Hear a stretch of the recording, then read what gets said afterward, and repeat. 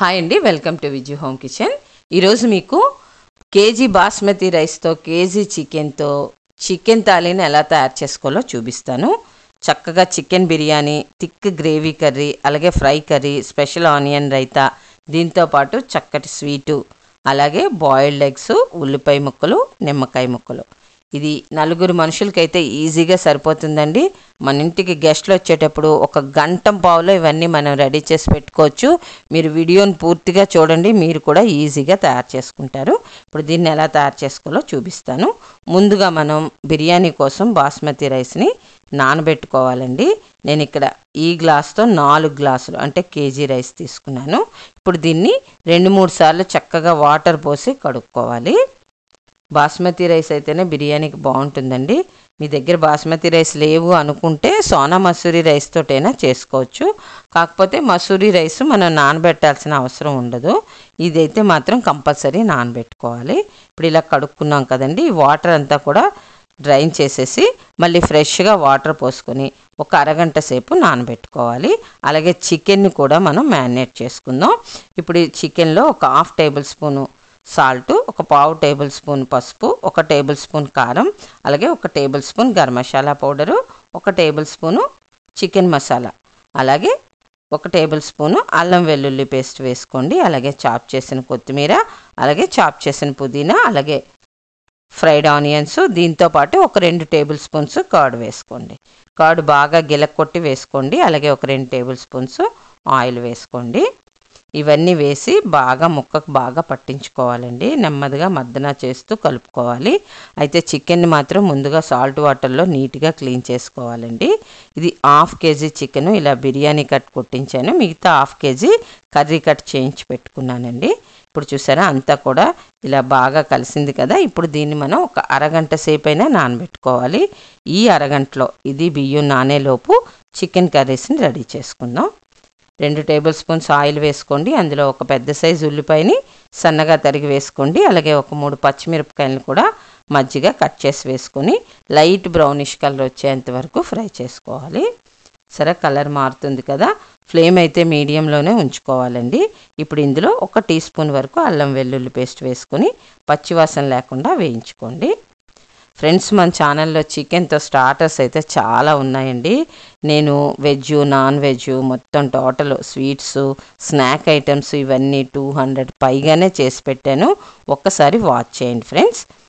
అల్లం వెల్లుల్లి పేస్ట్ కూడా వేగింది కదండి, ఇలా చక్కగా వేగిపోవాలి. వేగితేనే మనకి మంచిగా ఉంటుంది, పచ్చివాసన అస్సలు రాకూడదు. ఇప్పుడు ఇందులో చికెన్ వేద్దాం. ఇది 250 గ్రామ్స్ అండి, అంటే 1/2 కేజీ ఉంటుంది. మీకు చెప్పాను కదా, సాల్ట్ వాటర్లో మొత్తం చికెన్ అంతా ముందుగానే నేను క్లీన్ చేసి పెట్టుకున్నాను. ఇలా వేసుకున్నాక ఇందులో ఒక చిటికెడు పసుపు వేసుకోండి. వేసుకొని ముక్క కలర్ మారేంత వరకు వేయించుకోవాలి. ఫ్లేమ్ అయితే మీడియంలోనే ఉంచుకోవాలి ఫ్రెండ్స్. చక్కగా ఇలా వేపుకోండి. అన్నీ నేను చేసి పెట్టిన అన్ని వంటలు కూడానండి, వంట వచ్చిన వాళ్ళు, రానోళ్ళు, అలాగే బ్యాచిలర్స్, కొత్తగా పెళ్ళైన వాళ్ళు ఎవరైనా సరేనండి ఈజీగా చేసుకునే విధంగానే చేసి పెట్టాను. మన ఇంట్లో ఉన్న ఐటమ్స్ తోటే టేస్ట్గా ఎలా తయారు చేసుకోవాలో చూపించి పెట్టానండి. ఒకసారి వాచ్ చేయండి, మీకే తెలుస్తుంది. ఇప్పుడు ఇదంతా బాగా వేయించాం కదండి 5 నిమిషాలు. 1 టీ స్పూన్ కారం కూడా వేసుకొని మళ్ళీ మొత్తం అంతా వేయించుకోవాలి. సాల్ట్ అప్పుడే వేసుకోకూడదు, చివర్లో వేసుకోవచ్చు. ఇప్పుడు కారం ఒక్కటే వేసి వేపండి. ఫ్లేమ్ అయితే మీడియంలోనే ఉంచుకోవాలి ఫ్రెండ్స్. కారం వేసిన తర్వాత కనీసం మనం ఒక 5 నిమిషాలైనా వేయించుకోవాలండి. ఇలా వేగిన తర్వాత సరే ఆయిల్ కూడా పైకి తేలుతుంది కదా, చక్కగా ఇలా వేయించుకున్నాక మూత పెట్టి ఒక 5 నిమిషాలు సిమ్లో ఉంచండి. అంటే కొంచెం నీస్ వాటర్ ఏదైనా ఉన్నా కూడా మనకి పైకి తేలిపోతుంది. అలాగే సరే నీస్ వాటర్ ఎవాపరేట్ అయ్యి మనకి ఆయిల్ పైకి తేలింది. ఇప్పుడు ఇందులో నేను ఒక చిన్న సైజు టమాటాని కట్ చేసి వేసానండి. చిన్న పులుపు తగిలితే ఫ్రైకి చాలా బాగుంటుంది. వేసిన తర్వాత కూడా 1 నిమిషం పాటు మీరు వేయించుకున్నాక మూత పెట్టండి, ఎందుకంటే టమాటా కొంచెం మగ్గాలి కదా. ఇప్పుడు 3 నిమిషాల తర్వాత అయితే నేను మూత తీస్తున్నానండి. సరే, టమాటా మగ్గిపోయింది. దీంతోపాటు చికెన్ ముక్కలు కూడా బాగా వేగిపోయినాయి. మళ్ళీ ఒక 2 నిమిషాల పాటు వేయించండి. ఫ్లేమ్ మీడియంలోనే ఉంచుకోవాలండి.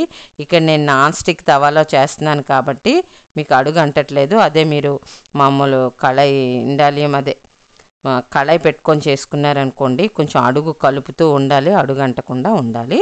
ఇప్పుడు సాల్ట్ వేసాను. ఇప్పుడు ఎందుకంటే సాల్ట్ వేసానండి, స్టార్టింగ్లో వేస్తే టమాటా ఇవన్నీ వేసాం కదా, గ్రేవీలా వచ్చేస్తుంది, అందుకనే చివరిలోనే సాల్ట్ వేసుకోవాలి. సాల్ట్ వేసిన తర్వాత ఒక 1/2 table spoon garam masala powder, 1/2 table spoon chicken masala వేసాను. వేసి బాగా కలుపుకోండి. అదే దించే ముందు ఒక 5 నిమిషాల ముందు మనం సాల్ట్ వేసుకోవాలండి. ఫ్రై కర్రీస్లో ఎప్పుడైనా మనం వెజ్ అయినా నాన్ వెజ్ అయినా ఫ్రై చేసేటప్పుడు ఒక 10 నిమిషాలు దించే ముందే వేసుకోవాలి సాల్ట్. ఇప్పుడు కొంచెం కరివేపాకు వేసానండి. ఈ చివరిలో కరివేపాకు వేస్తే ఫ్రైకి మంచి ఆరోమా వచ్చి మంచి గుమగుమలాడుతూ ఉంటుంది. అలాగే కొంచెం కొత్తిమీర కూడా వేసుకొని 1 నిమిషం పాటు కలుపుకోండి. సరే, చక్కగా ఫ్రై అయితే మాత్రం చాలా బాగా వచ్చిందండి నిజంగాను. ఇప్పుడు ఈ కర్రీని ఒక పక్కన పెట్టుకొని గ్రేవీని ప్రిపేర్ చేసుకుందాం. స్టవ్ మీద యాస్టీస్ బాండి పెట్టుకొని ఒక 2 టేబుల్ స్పూన్స్ ఆయిల్ వేసుకోండి. ఆయిల్ హీట్ అయ్యాక ఒక పెద్ద సైజు ఉల్లిపాయని సన్నగా తరిగి వేసుకోండి. ఈ ఉల్లిపాయతో పాటు ఒక 2 పచ్చిమిరపకాయలు కూడా కట్ చేసి వేసుకోండి. ఫ్రెండ్స్, కొత్తగా ఎవరైనా చూస్తున్న వాళ్ళు ఉంటే మన ఛానల్ని సబ్స్క్రైబ్ చేసుకుని పక్కనే ఉన్న బెల్ ఐకాన్ని యాక్టివేట్ చేసుకున్నారనుకోండి, నేను ఏ డిష్ అప్లోడ్ చేసినా మీకు నోటిఫికేషన్ వస్తుంది. ఇప్పుడు 1 టీ స్పూను అల్లం వెల్లుల్లి పేస్ట్ వేసుకొని బాగా ఇది కూడా పచ్చివాసన లేకుండా వేయించుకోవాలి. నేను అన్నీ కూడా ఈజీ ప్రాసెస్లో చూపిస్తున్నానండి, చక్కగా ఎవరైనా చేసుకోవచ్చు. ఇప్పుడు ఇందులో ఒక 2 చిన్న సైజు టమాటాలని కట్ చేసి వేసాను. మనకి గ్రేవీ కర్రీలో టమాటా వేస్తే బాగుంటుంది. అలాగే సాల్ట్, ఈ టమాటాకి సరిపడినంత సాల్ట్ మాత్రమే వేసుకోవాలి, ఎందుకంటే సాల్ట్ వేయడం వల్ల టమాటా ఈజీగా మగ్గిపోతుందండి. 1 నిమిషం పాటు ఆయిల్లో వేయించుకున్న తర్వాతే మనం మూత పెట్టుకోవాలి. మన ఇంట్లో ఉన్న ఇంగ్రీడియంట్స్తో టేస్ట్గా ఎలా తయారు చేసుకోవాలో అలా చూపిస్తున్నానండి. మరి అంటే ఎంత అవసరమో అంతవరకే వేసి నేను వంటలన్నీ చేస్తున్నాను. న్యాచురల్గా అంటే మనం ఇంట్లో ఎలా వండుకుంటామో అలాగే వండి పెట్టానండి. మీరు నా డిష్లు మీరు ఛానల్లోకి వెళ్ళి చూస్తే మీకు అర్థమవుతుంది. చూసారా, టమాటా మగ్గిపోయింది కదా. ఇప్పుడు చికెన్ వేసుకుందాం. చికెన్ వేసుకున్నాక 1 నిమిషం పాటు మొత్తం అంతా కలుపుకోండి. చక్కగా ఇలా కలుపుకున్న తర్వాత ఇప్పుడు ఇందులో మనం ఒక 1/2 టీ స్పూన్ వరకు పసుపు వేసుకోండి. అలాగే 1 టీ స్పూన్ కారం, 1 టీ స్పూన్ సాల్ట్ వేసుకోండి. గ్రేవీ కర్రీకి అయితే మనం ముందుగానే ఉప్పు, కారం, పసుపు వేసుకోవచ్చండి. ఫ్రైకి మాత్రం సాల్ట్ చివరిలోనే వేసుకోవాలి. ఇవన్నీ వేసుకొని ఇది పట్టేంత వరకు కూడా ఒక 5 నిమిషాల పాటు మీడియం ఫ్లేమ్లో వేయించుకోవాలండి. ఫ్రెండ్స్, ఇంకా కొత్తగా ఎవరైనా మన ఛానల్లోకి వచ్చి చూస్తున్నట్లయితే సబ్స్క్రైబ్ చేసుకొని చూడండి ఫ్రెండ్స్. ఇప్పుడు ఒక 5 నిమిషాలు మూత పెట్టి ఉంచానండి. ఇంకా ఏదైనా మనకి నీసునీరు ఏమైనా ఉన్నట్టంటే తేలిపోతుంది. చక్కగా నీసునీరు అంతా ఎవాపరేట్ అయ్యి చూసారా, ఆయిల్ అంతా పైకి తేలింది కదా. ఇప్పుడు నేను కొంచెం చికెన్ మసాలా వేసాను. అలాగే ఒక 1/2 టీ స్పూన్ గరం మసాలా కూడా వేసానండి. ఇవి వేసిన తర్వాత కూడా ఒక 2 నిమిషాల పాటు వేయించుకోవాలి. నిజంగా నేను చేసే మీకు నచ్చినట్లయితే లైక్ చేయడం మాత్రం మర్చిపోకండి ఫ్రెండ్స్. లైక్ చేసి మీ ఫ్రెండ్స్కి, రిలేటివ్స్కి షేర్ చేయండి. ఇప్పుడు వాటర్ని యాడ్ చేశానండి. ఈ వాటర్ కూడా మనం ముక్క ములిగేంత వరకు వేసుకోవాలి. ఇలా ముక్క ములిగినంత వరకు వేసుకొని మళ్ళీ మొత్తం అంతా ఒక్కసారి కలుపుకోండి. ఇలాగా కలుపుకొని మూత పెట్టి ఒక 10 నిమిషాల పాటు మీరు మీడియం ఫ్లేమ్లో కానీ సిమ్లో కానీ, అంటే ఫ్లేమ్ మీకు స్టవ్ వచ్చే దీన్ని బట్టి మీరు మీడియం కానీ సిమ్లో కానీ ఉంచుకొని ఒక 10 నిమిషాలు మూత పెట్టి వదిలేయండి. చక్కగా గ్రేవీ చూడండి ఎలా వచ్చిందో. మూత తీసి చూస్తే మొత్తం అంతా కూడా అయింది. ఇప్పుడు ఇందులో మనం కొత్తిమీర వేసుకుందాం. గ్రేవీ ఈ పాటు ఉంచుకొనే మనం స్టవ్ బంద్ చేసుకోవాలండి, ఎందుకంటే చల్లారాక ఇంకొంచెం థిక్గా అయిపోతుంది. ఇప్పుడు ఏమైనా సాల్ట్ గట్ట సరిపోకపోతే ఒకసారి టేస్ట్ చూసి యాడ్ చేసుకోవచ్చు. ఇప్పుడు స్టవ్ బంద్ చేసేసి దీన్ని కూడా ఒక పక్కన పెట్టుకుందాం. ఇప్పుడు స్టవ్ మీద బాండీ పెట్టుకొని బిర్యానీ ప్రిపేర్ చేసుకుందామండి. 1/2 అవర్ అయిపోయింది కదా. బియ్యము నానిపోయి ఉంటాయి, చికెన్ కూడా మ్యారినేట్ చేయిపోయి ఉంటుంది. ఇప్పుడు నెయ్యి నేను 2 టేబుల్ స్పూన్స్ ఆయిల్ వేసాను. అలాగే పట్ట ఆకు, దీంతోపాటు ఈ స్పైసెస్ అన్నీ వేసానండి. ఇవి కాకుండా ఇంకేమైనా మీ దగ్గర ఉన్నా కూడా వేసుకోవచ్చు.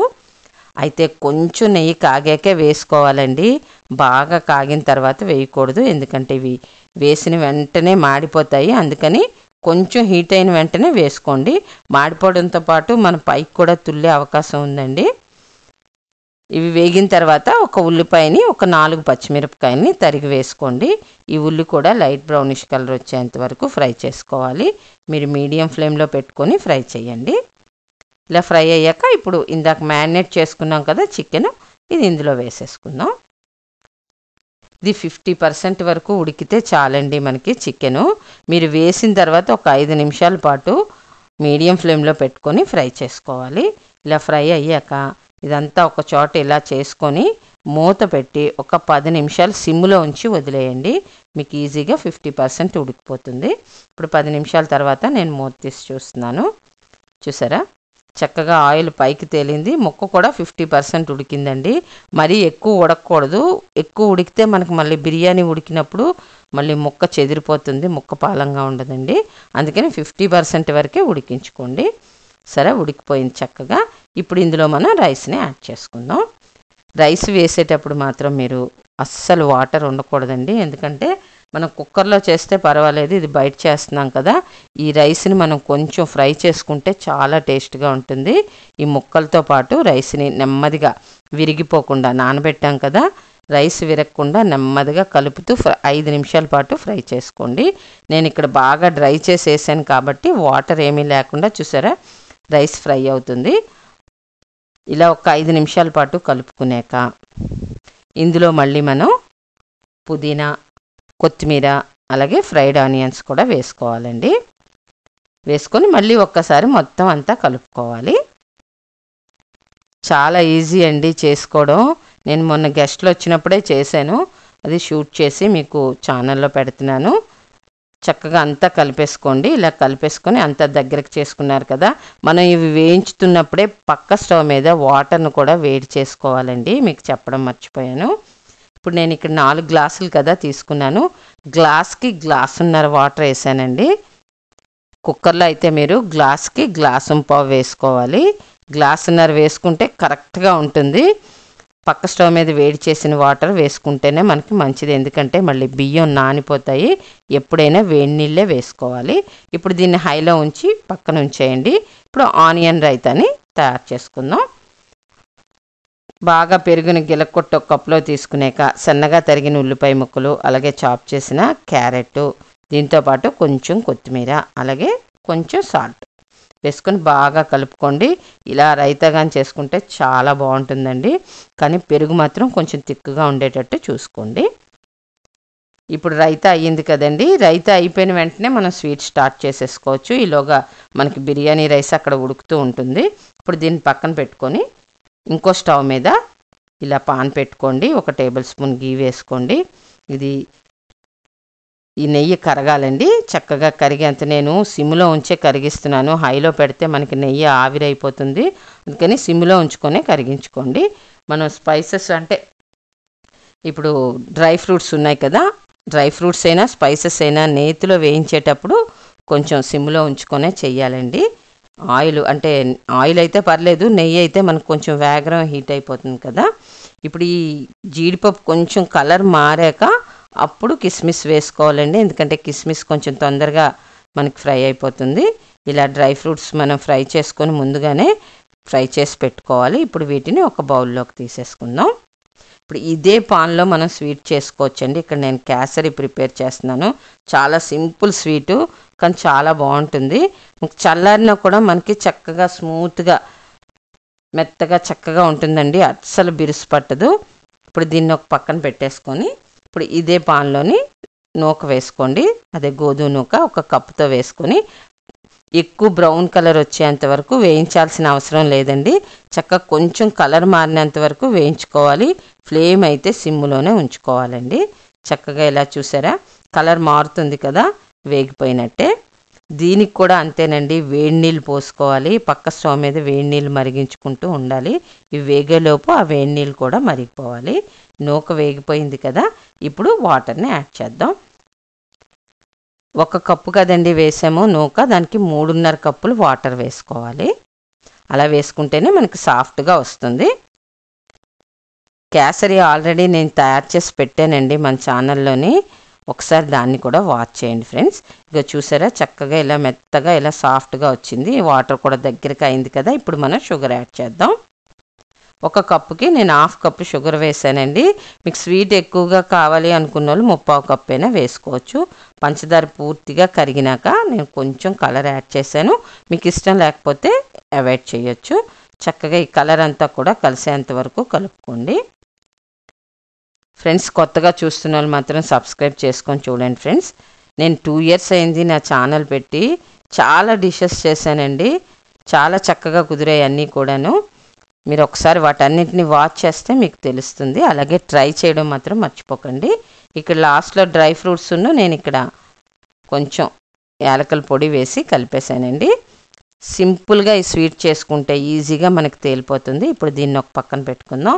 చూసారా, ఈ లోపు రైస్ అంతా కూడా ఉడికి ఇలా బుడగలు వస్తున్నాయి చూసారా.